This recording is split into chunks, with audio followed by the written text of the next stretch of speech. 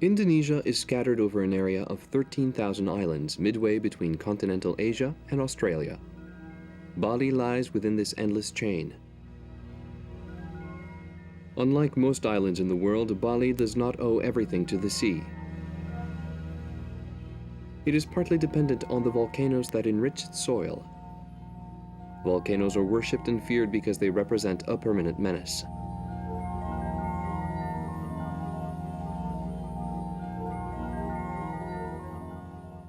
All the great religions thrive harmoniously in Bali.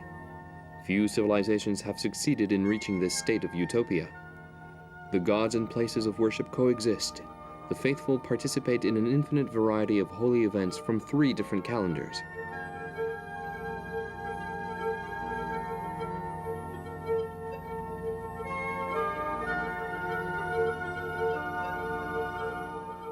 The Balinese have a natural grace preserved through centuries. It is proof of their innate sense of beauty, unchanged by evil spirits or mythical monsters. The word art does not exist in their language, since creative expression is assumed to be natural. No element, not even the most austere, escapes the creative genius of the people. The Balinese have time to devote to their art since the land is bountiful without making any high demands. The many cultures are laid out in a colorful mosaic, each of them contributing in part to the talent of the island.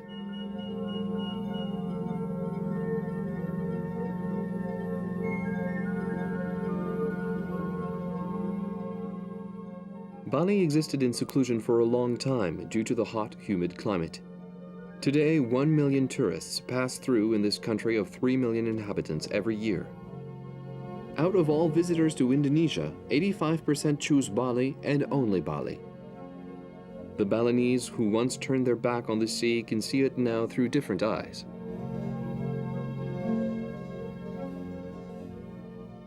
This newfound interest for the sea is perfectly illustrated in the southern tip of the island, where the Bukit Peninsula extends as a perfect stepping stone into the ocean. Nearby, Kuta Beach stretches out in a long, inviting curve, confident of success.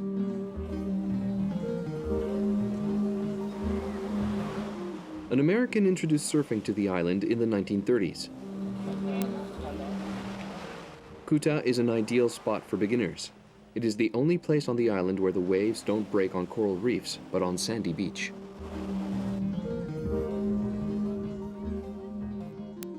Contact with the locals provides much of Kuta's charm, and the Balinese don't lack in resources to attract their visiting clientele. Commerce comes as second nature.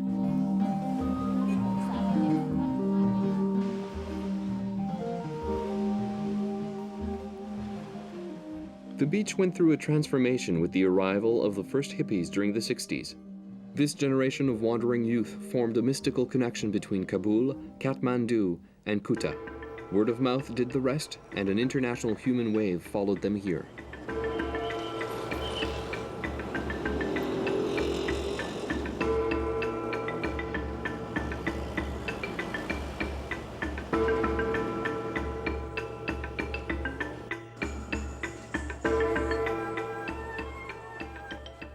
A little bit of everything was built just about anywhere during the craze.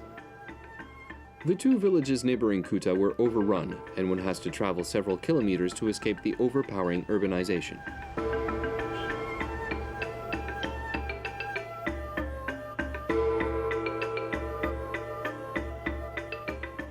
Night falls earlier in the equatorial zone, but Kuta doesn't sleep. The relative freshness entices people back to the streets, where the dropping evening temperature quickly heats up.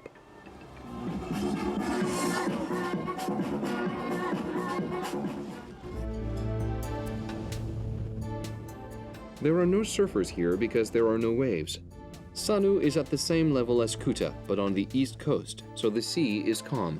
The Bali Hotel, which was built as compensation from the Japanese after the war, infringes on the law that doesn't allow any building to be higher than the coconut palms. The coral reef prevents the water from rising even at high tide.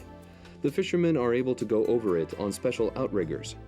The sails reveal another area of Balinese talent. The local textile industry, from the most humble to the most sophisticated, is realized with the same care.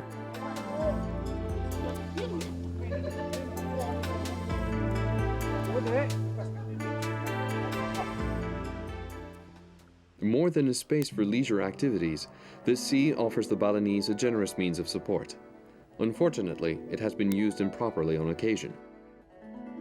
In Benua Port, to the south of the island, breeding has begun to repair the damage done by hunting the threatened marine tortoises. Awareness campaigns have not yet succeeded because the tortoise is a traditional dish for holidays.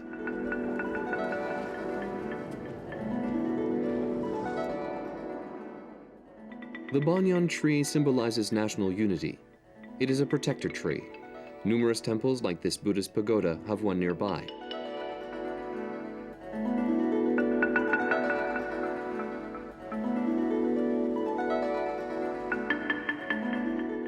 Elevation of the soul inspires the Balinese whose beliefs follow many roads.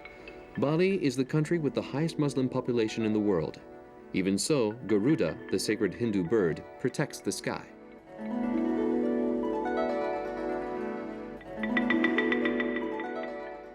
The Balinese greatly rely on the resources of the ocean, but without compromising the natural balance. They cultivate algae as a crop. Once dried on the bank, it loses 99% of its weight. The algae is sorted by hand, then packaged and sent to the Asian continent and Europe. It serves as a thickening agent in the food and cosmetic industries.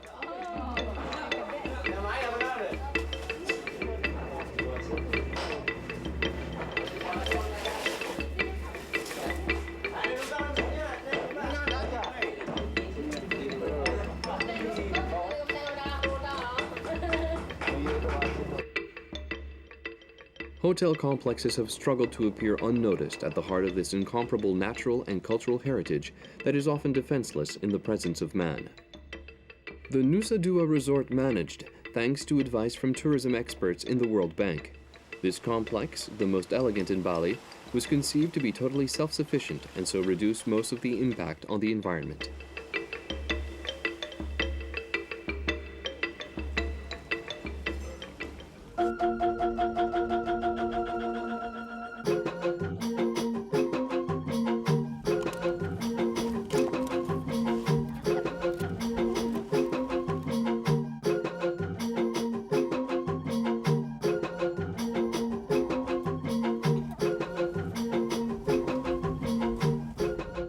Vegetation is thin on the limestone earth of the Bukit Peninsula.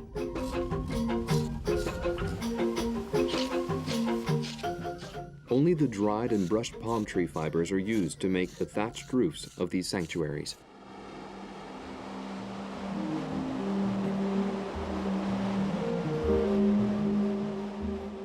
At the extreme south of the peninsula, a 200-meter limestone wall holds back the Indian Ocean.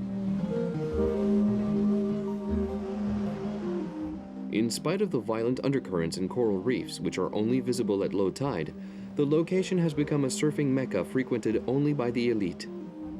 Indeed, the waves are the strongest in Asia, and the best surfers of the world, especially the Australians, come to tackle one of the most dangerous spots on the planet.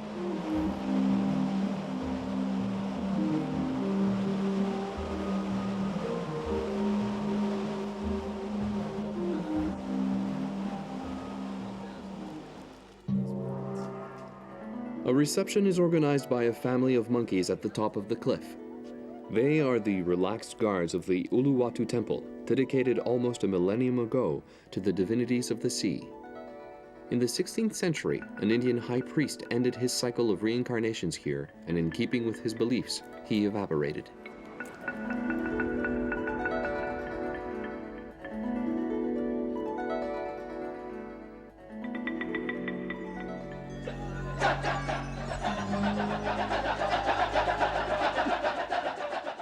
The sound is misleading. We think we hear the shouts from a band of monkeys. The shouts come from a group of men, often from the same village. Their two-syllable chant accompanies a dance called the kechak.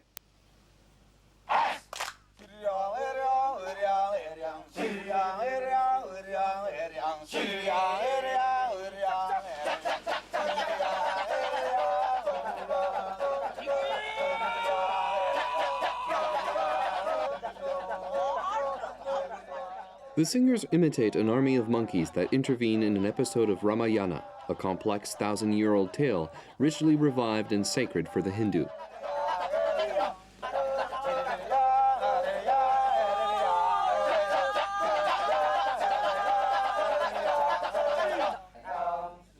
Prince Rama leaves to go hunting despite warnings from the wise men. His wife, Princess Sita, is kidnapped by a devil during his absence.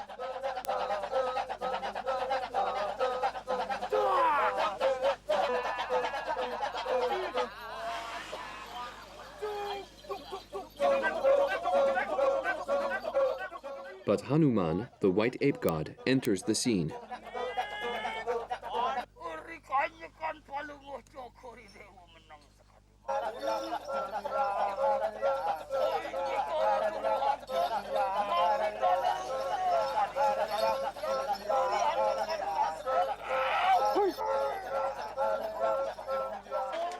Hanuman triumphs over the forces of evil after a relentless fight and with the help of the monkey army.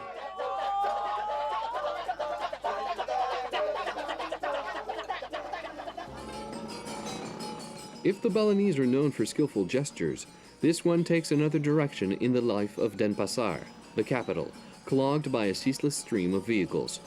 The divinity of four directions needs all his arms to organize the traffic.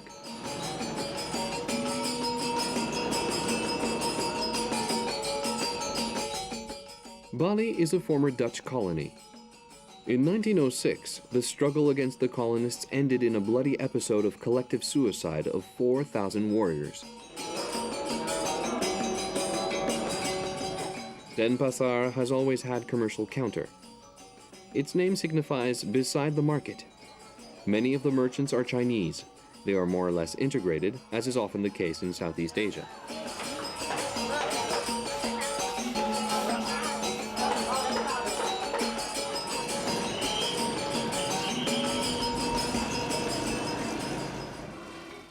In an attempt to repair the historical damage, the Dutch set up the Museum of Bali at the beginning of the century.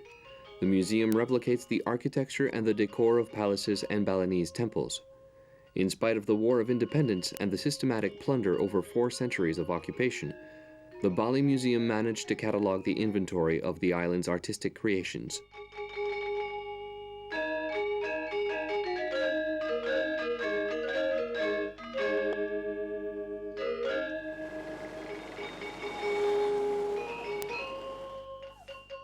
The Center of Art is one of the highlights of Balinese cultural life.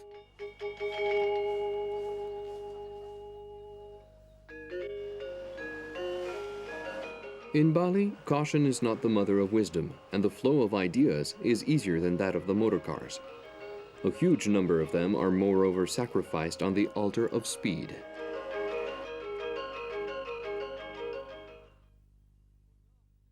The face of the island changes towards the middle of the country.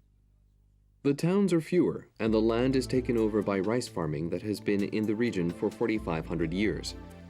At the end of 1960, a new breed of rice was developed.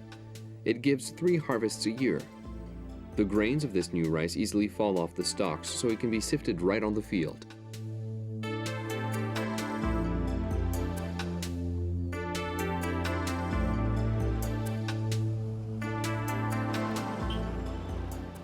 The Balinese have their eye on everything.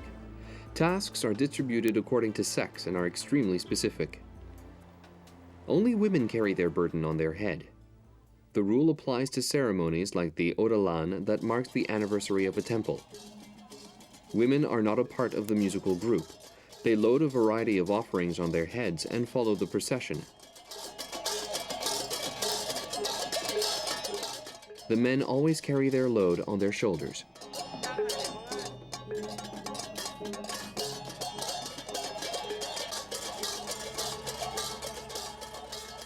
Work in the fields and selling cattle are the responsibility of the men with the exception of the harvest. Generally, the men leave the daily tasks to the women while they work building the traditional wooden houses.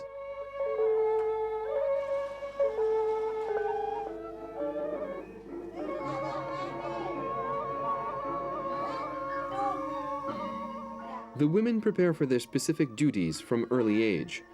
The dance offers them a unique opportunity to interpret several roles and express feelings opposite to their condition by the meticulous game of the glances, the wrists, and the fingers.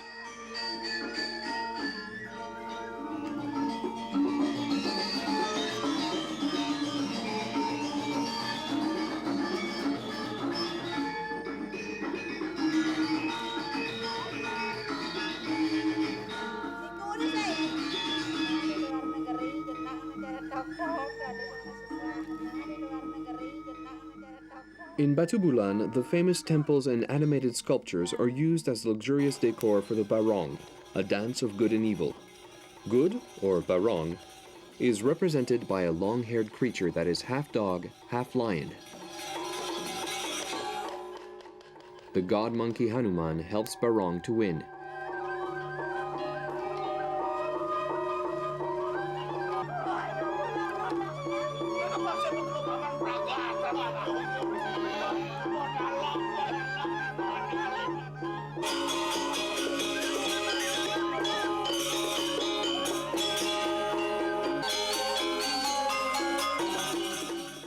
With poisonous nails, evil takes the form of the menacing witch Rangda.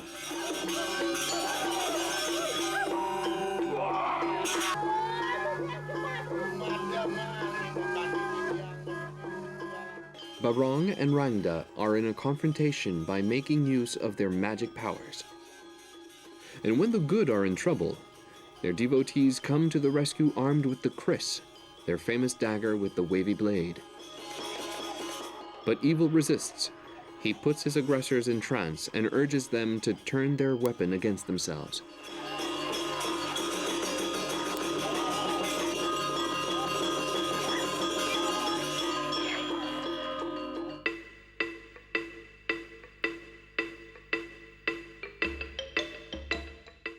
A large number of artisans give all the region of Batu Bulan its reputation. They work with a variety of materials and themes with surprising dexterity. The light wooden sculptures imitate flowers or fruits to perfection. Children get to add the finishing touch.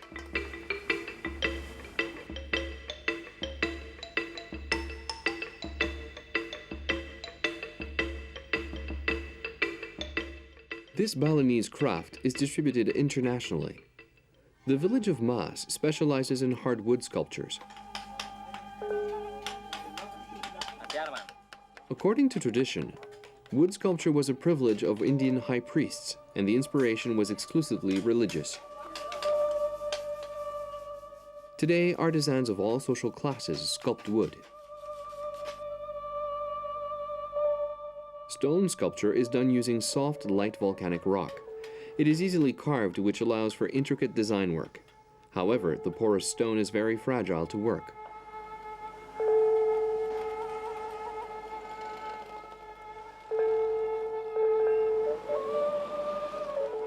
Chiluk dominates the silverware market. The silver is imported and jewelry is made by hand without molds. Originally, the silversmiths formed a group outside of Balinese society because they received secret knowledge from the gods on how to handle metal and fire.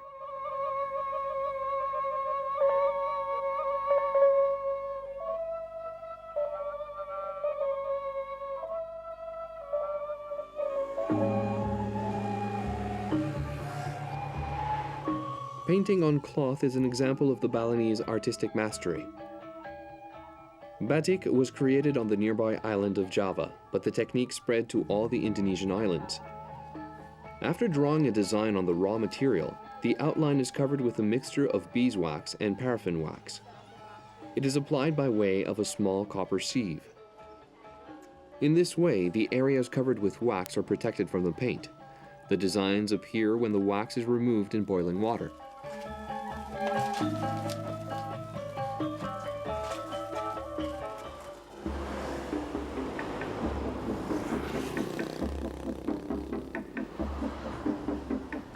Most villages have only one artistic specialty. Ubud has several.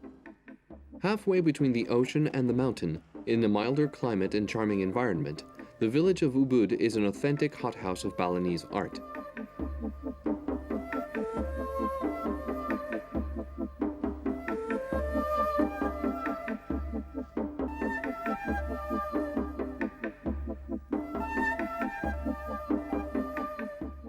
The paintings that dominate this foyer of Balinese design are inspirational, religious, or worldly works.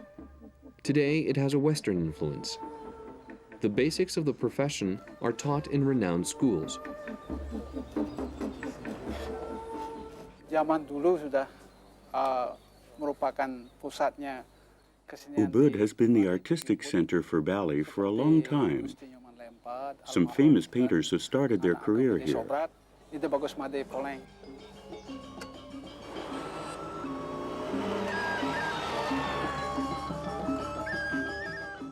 Purataman Saraswati is a temple built in the 1950s in honor of knowledge, literature, and art, the three domains represented by the goddess Saraswati, wife of the Indian god Brahma.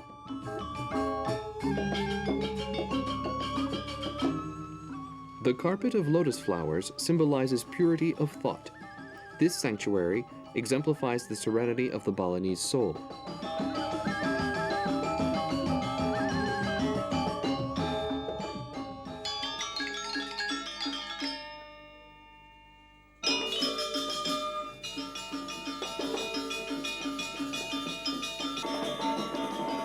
The Legong dance is native to Ubud.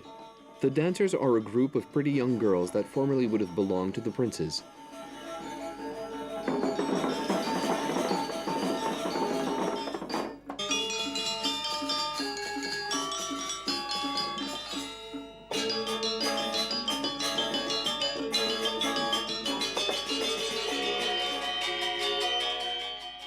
The Wayang Kulit, or Theater of Shadows, puts on another play of good and evil.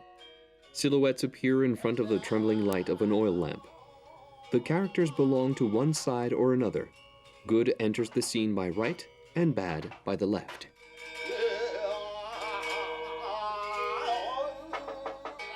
Marionettes are made from buffalo leather. They maintain a true spiritual power, and the puppet master possesses the aura of a mystic in touch with the sacred world.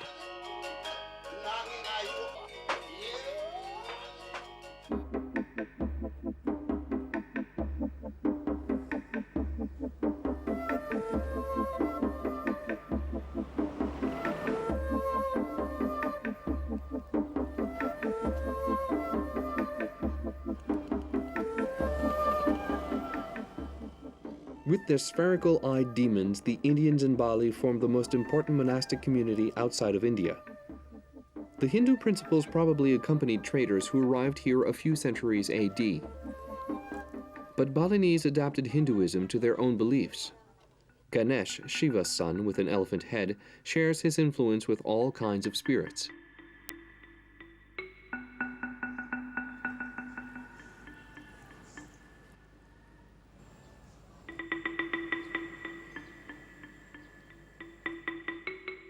In the Penataran Sasi temple, the Balinese believe that the metal disc representing the 13th moon fell here accidentally. It is actually a 2-meter round gong, the largest in the world, made from a single piece of bronze.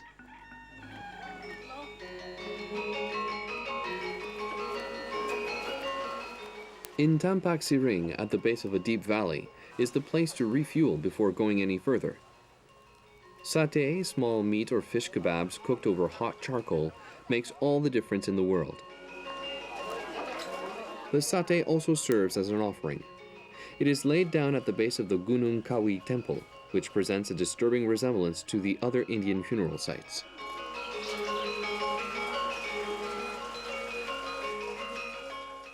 A dozen graves dug into the cliff make up a group that dates back to the 10th century AD or later. They could contain royal Balinese ashes, but the date and the purpose of the site arouse controversy.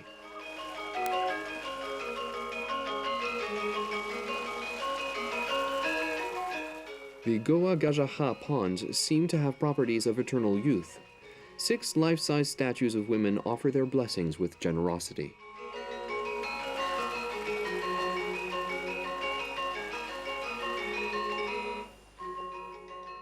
Near the Fountains of Youth, an artificial 11th century cave opens a gigantic mouth onto one of the main Buddhist sanctuaries in Bali.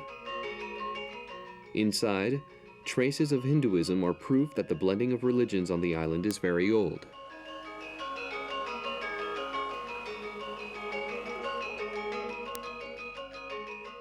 Balinese Hinduism integrates all the natural elements of the island.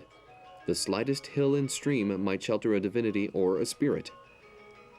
For these believers who frequent the baths of Sebatu, Hinduism is the religion of sacred water. While the sea is feared, the river is an ally to whom they pray. It gives life and purifies the soul.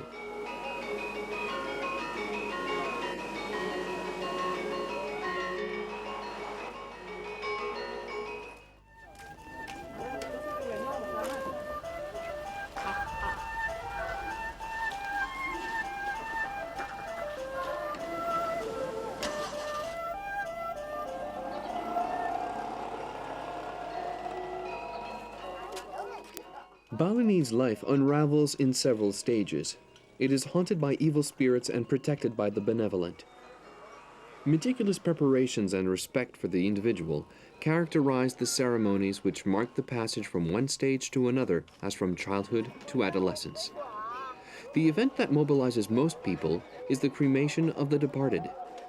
It represents the most expensive duty for the families, who limit the expenses by first burying their dead and later bringing them to collective cremation ceremonies.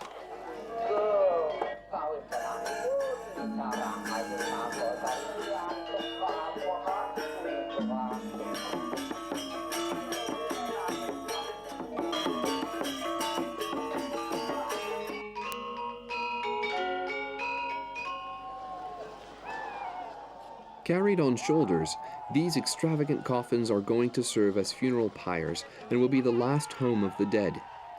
They take on the appearance of animals, which vary according to the status of the deceased. The number of bearers also indicates the social rank of the dead.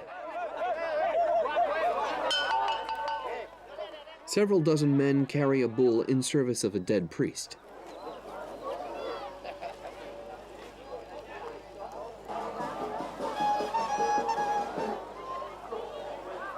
In the midst of fervent prayers and a long procession of offerings, the temporary graves are opened. Families sometimes wait for years, saving up enough money for the best time to do a cremation.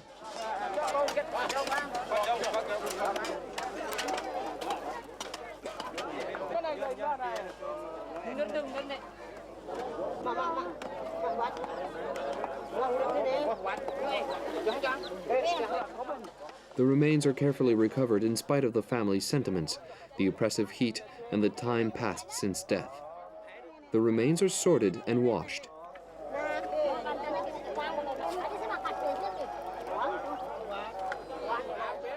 Then they are wrapped in a shroud to be taken in a procession to the cremation site.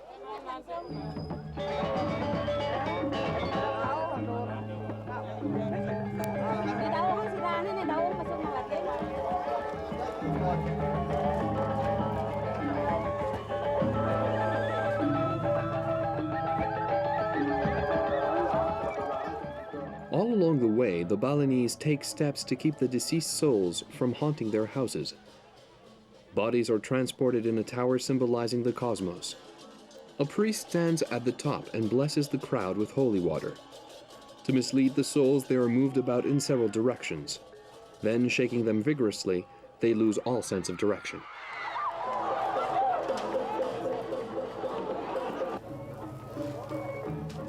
The moment has arrived for cremation. The soul flies away in a bonfire as it is released from its mortal body.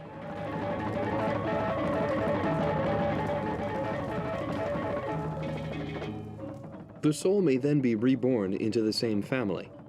The child is blessed at birth because he can bear the reincarnated soul of one of his ancestors.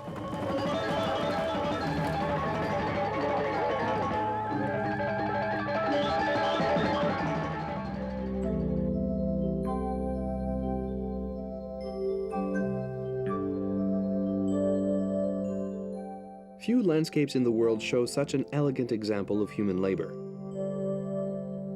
By using every inch of land along the slope, and by opposing the direction of the water, the Balinese have conceived an excellent system of irrigation, which allows the transplanting of rice on one plot of land while harvesting it on another. A work of surprising coordination made possible by the agricultural cooperatives.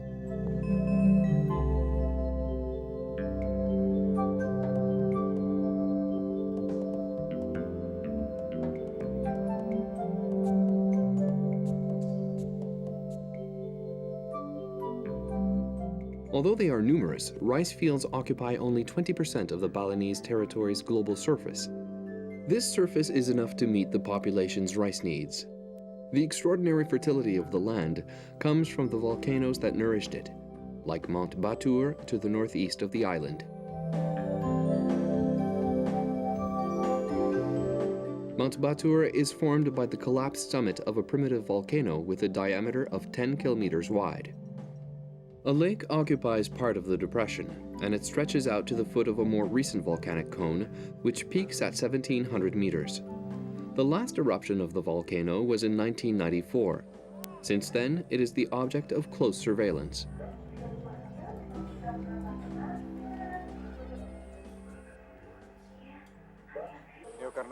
Bali lies on a line of volcanic activity that affects all of Indonesia. There are two volcanoes on Bali, Batur and Agung. They are still active.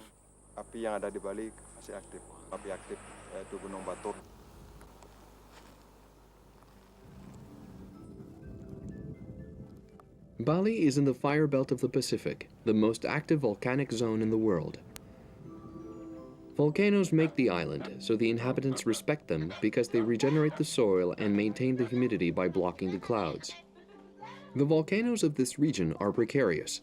The lava is particularly fluid and is very dangerous because it flows very fast.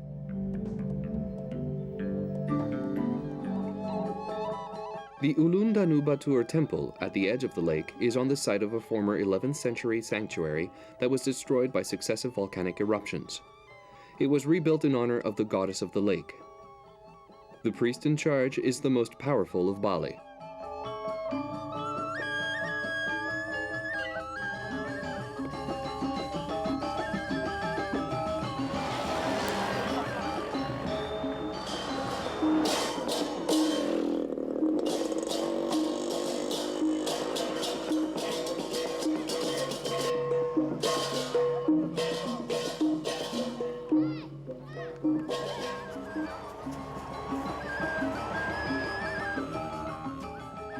Rice farming is omnipresent. Indonesia is the third world producer after China and India.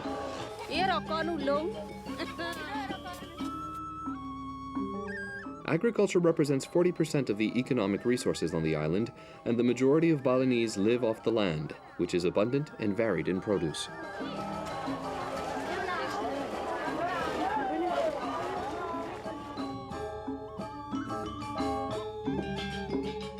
More to the center of Bali, Lake Bratan fills the crater of an extinct volcano. The lake provides an inexhaustible water supply to the region, and the temples are built to express a common appreciation.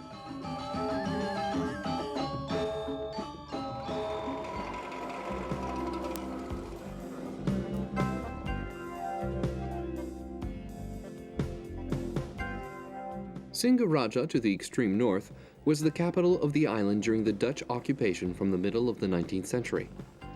The Netherlands, like many colonial powers, came to benefit their treasury. If they insisted that the women cover their breasts, it was more to control their soldiers than for the progress of civilization. They left behind some traces of their culture.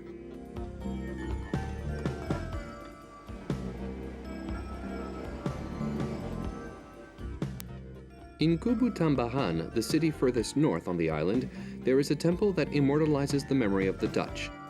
A cyclist at the base rides a bicycle with wheels made of flowers.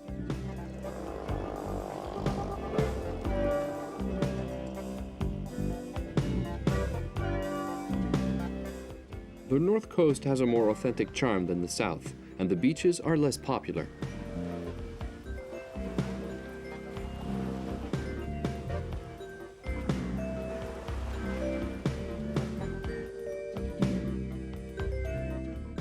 Two kilometers from the beach going inland stands the most unique Buddhist monastery in Bali. It is easy to identify by the predominantly orange color. The ashram of Banjar always has a guru or spiritual guide.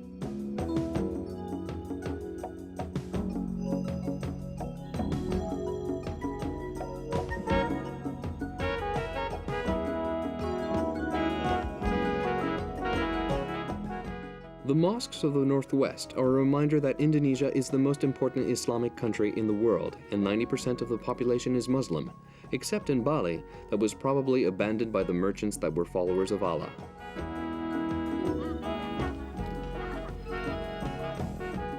Stronghold of Hinduism, Bali also maintains a caste system. But the population is not divided in the usual way.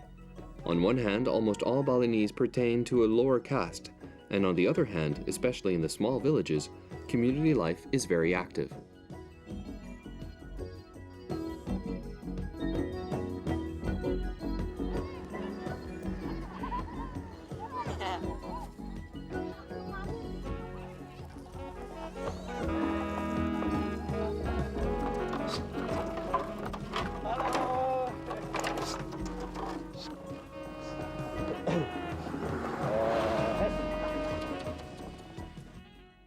The entire west of the island is overlooked by the 3,000-meter-high Agung volcano, highest mountain of the island and the center of the world for the Balinese.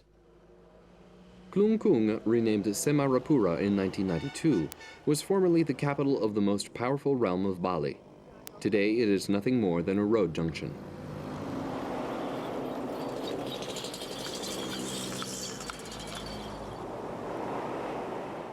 The Balinese refer to their homeland as our earth and our water.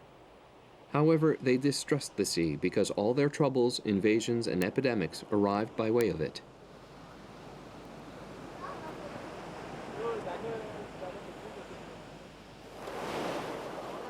Their boat, the prahu, braves the sea because of its stability and is excellent for fishing.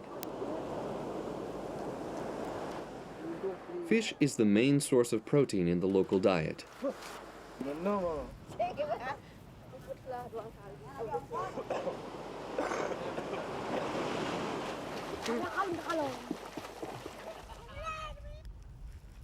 In Kuzamba, the main occupation is fishing and harvesting sea salt during the dry season.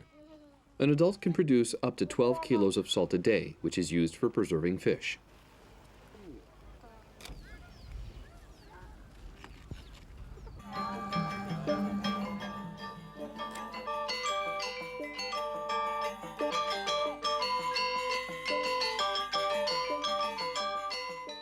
The gamelan is an instrumental group consisting essentially of percussionists. The performers who play without lyrics are not professionals. This music is not composed for concerts, but to accompany a religious ceremony.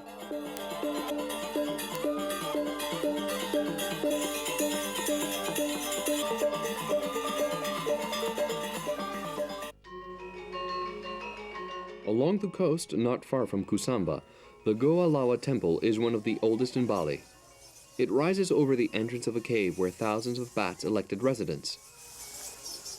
They are protected because they pass for temple guardians.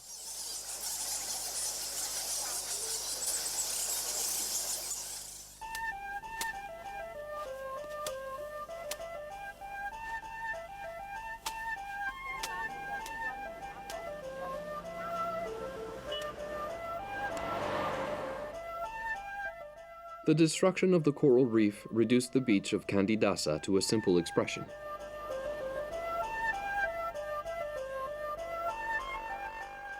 Four kilometers from the Candidasa beach, behind a thick barricade, is one of the most mysterious places of Bali. The village of Tenganan thrives in quiet seclusion here.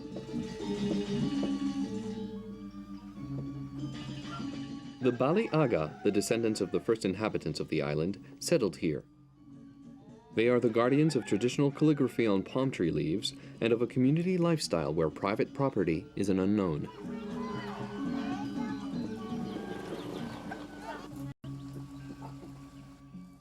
In the shade of their public buildings, the Bali Aga maintain very complex creative techniques as that of ikat.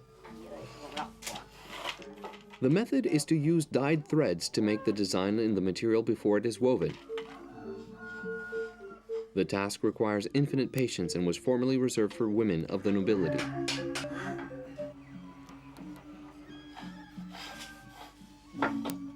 There were only a few hundred Bali Aga. They strictly arranged their marriages to avoid the liaisons between blood relations that could compromise their future. The Bali Aga of Tenganan possess 1,000 hectares of excellent land, but they do not farm it themselves. They prefer to rent the land. The village council shares the earnings by distributing them according to the needs of each citizen. It seems to be a successful attempt at communism, way ahead of its time.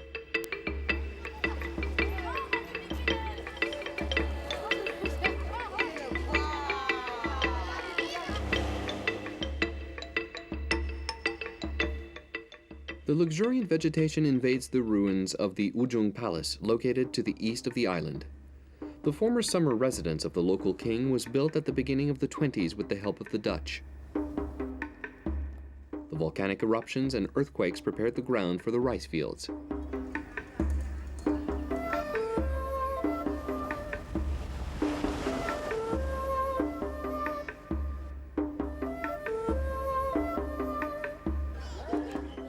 Not more than 2 is the official slogan to persuade women to limit their pregnancies.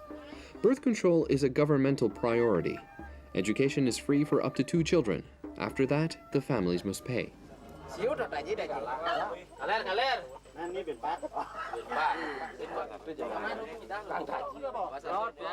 The stakes are high in the organized cockfights, which usually only take place on religious holidays. Before getting lost in feathers, the cocks are equipped with steel spurs, which reduce the duel to only a few seconds and sometimes ends up wounding the spectators.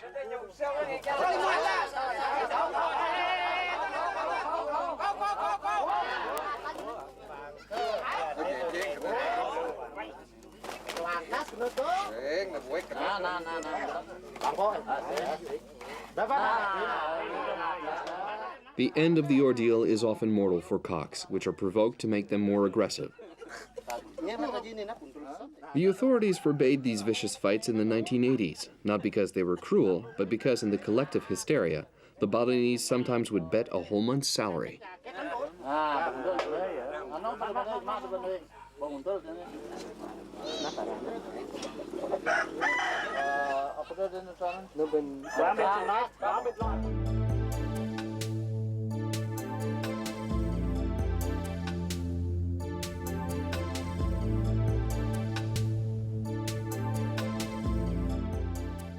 An Indonesian proverb claims, religions come from the sea and tradition from the mountain. In Bali, following the example of the rice fields that rise in stairs across the hills, religions had to adapt to a multitude of ancestral customs. This reality is visible on the sides of the Agung volcano, where the Besaki temple existed before the arrival of Hinduism in the 11th century. The significance of this prehistoric sanctuary explains the large number of guests. The Besaki temple became the center of the Hindu Balinese, of its rituals, its offerings, and its symbolic architecture, where temples or merus with superimposed roofs allow the gods to come down to earth.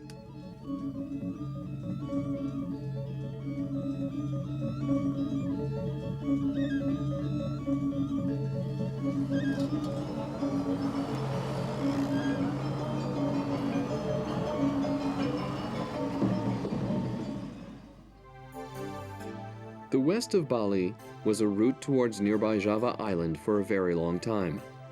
It probably explains the national park, which protects a tiny territory where the human presence is concentrated in a few small villages.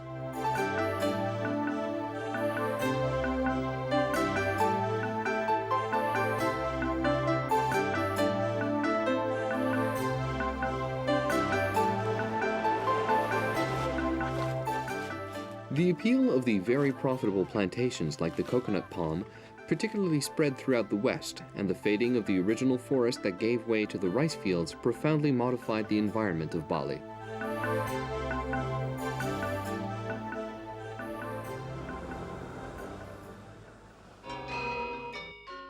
The Taman Ayun temple, built in the 17th century, doesn't have a scratch, and for a very good reason. It was completely restored in the 1930s. Taman Ayun is one of the rare remnants of the powerful Mengwi realm, which disappeared in the 19th century.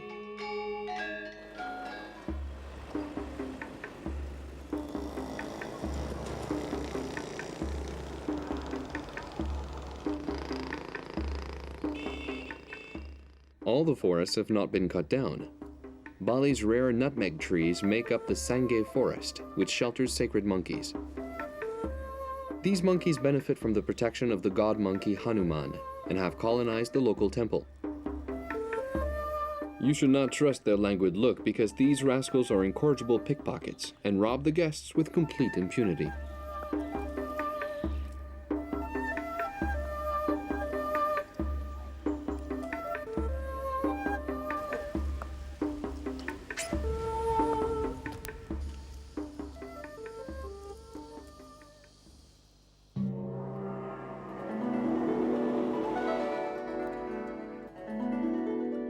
The Bali Barat National Park is above all a forest reserve. The botanical and animal species are plentiful. Due to the geological youth of the island, there is practically no cataloging of species from the area. This Balinese reserve is exceptional because of the general situation of the Indonesian forest, which was ruined by catastrophic management and ravaged by the terrible fires at the end of 1997.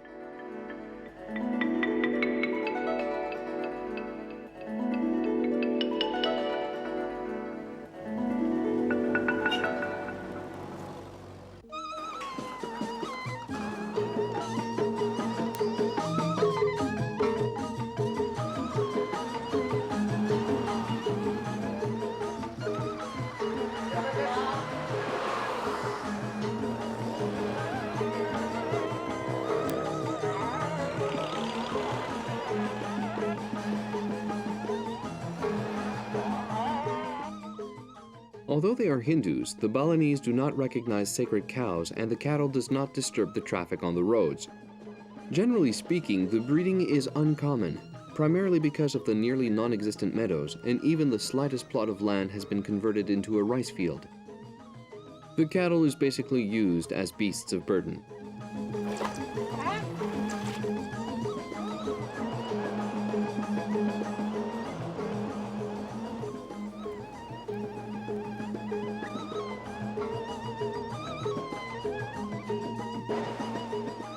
On the southwest coast, the Rambut Siwi temple was built during the 16th century. It recalls the memory of a Javanese priest who removed a severe epidemic from the region.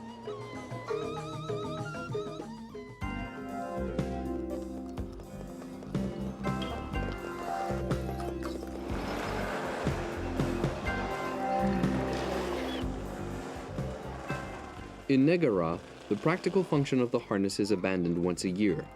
The water buffalo, normally peaceful beasts, are brought together in pairs. They compete in dramatic chariot races that attract the crowds sometime between September and November.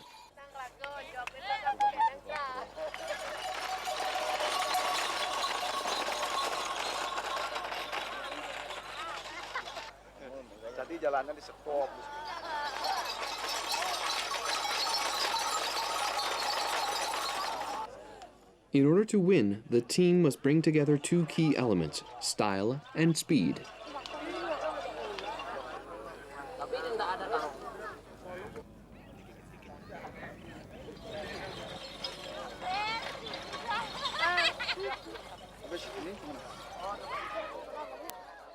The courage of the jockeys has nothing to do with age. Competitions are even reserved for the young Balinese who are well prepared for this sport.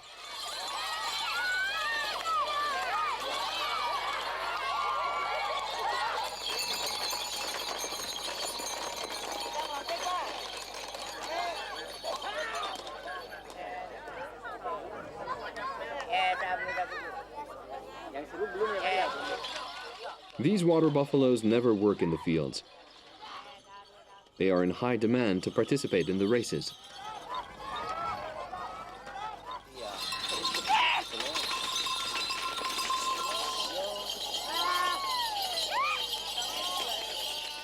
On the back of the buffaloes, as in cockfights, the excitement mounts when the bets are in. Who cares if it's illegal when the most beautiful creatures are in front of you?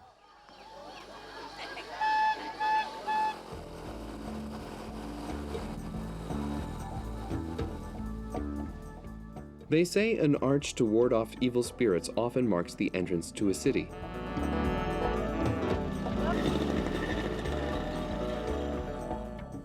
In Gilimanuk, a Roman Catholic church watches the Muslim world of Java that is separated from Bali by a 3-kilometer-wide strait. Ferries make the crossing 24 hours a day.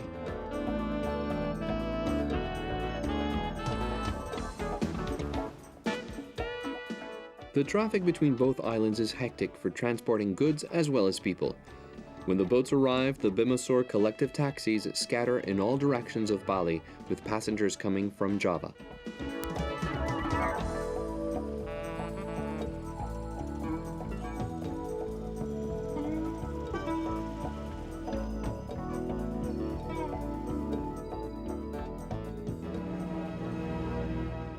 According to a 16th century legend, a priest crossed the strait which separates Bali from Java on a giant leaf.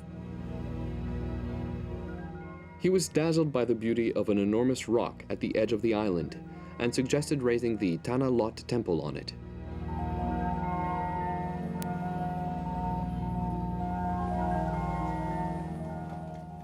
Dedicated to the spirits of the sea, Tanah Lot is battered by the powerful waves of the Indian Oceans at high tide.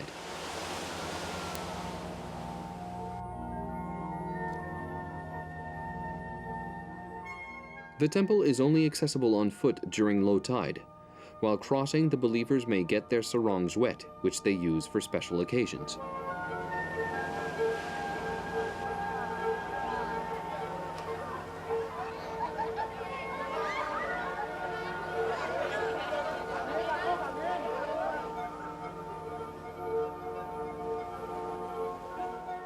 In spite of the geographic and cultural distance that separates it from Jakarta, Bali was not completely spared from the political and economic crisis which has affected Indonesia since the end of the 1990s.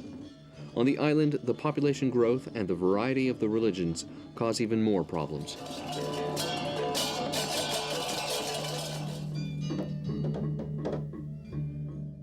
But fortunately, Bali conceals numerous trump cards.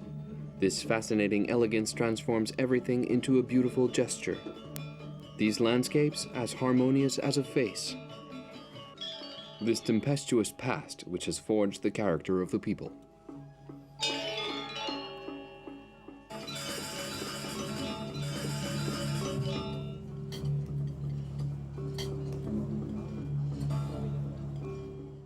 According to an ancient Balinese text, the gods have the stimulating shape of desire. Thanks to them, we begin only with what we can accomplish. That's enough for Bali to justify its suit of lights.